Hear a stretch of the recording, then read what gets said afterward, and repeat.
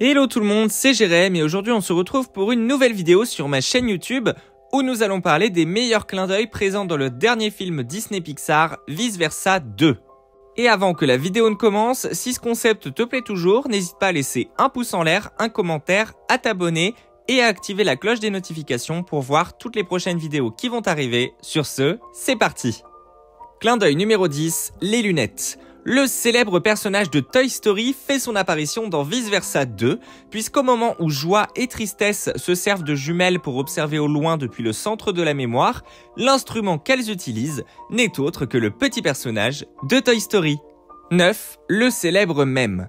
En effet, une image très connue d'internet a été réutilisée dans Vice Versa 2, et vous la connaissez très bien puisqu'elle a été utilisée dans de très nombreux posts, et je dois vous avouer que cet easter egg est vraiment amusant. Numéro 8, l'Effort Town.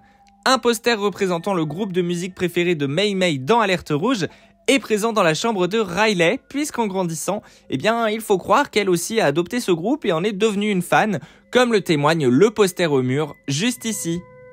Numéro 7, Bing Bong. Un petit hommage très émouvant vers le personnage de Bing Bong apparu et disparu dans le premier Vice Versa en 2015, est présent dans cette suite puisqu'une figurine le représentant se trouve à côté du lit de joie, juste ici. 6. L'enfance. Si les personnages présents dans la chambre forte vous ont fait penser à votre enfance, c'est normal puisque le personnage de Lance/Blade est une interprétation directe à la saga Final Fantasy et aux jeux vidéo. Quant à Pucci et Bluffy, ces deux personnages représentent l'enfance aussi en parodiant Dora avec notamment le sac à dos ou encore la maison de Mickey. 5. Code A113. Toujours au niveau de cette même chambre forte, le code récurrent de chez Pixar A113 est présent sur le mur juste à côté, mais petite subtilité cette fois-ci, il est écrit en chiffres romains. 4. Hommage.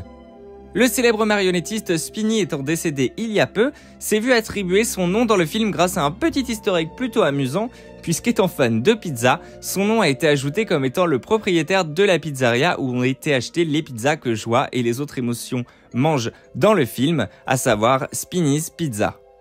3. Le numéro 28.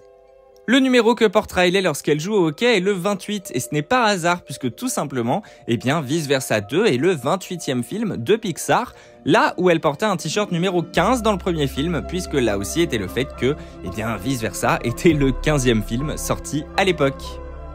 2. Elio.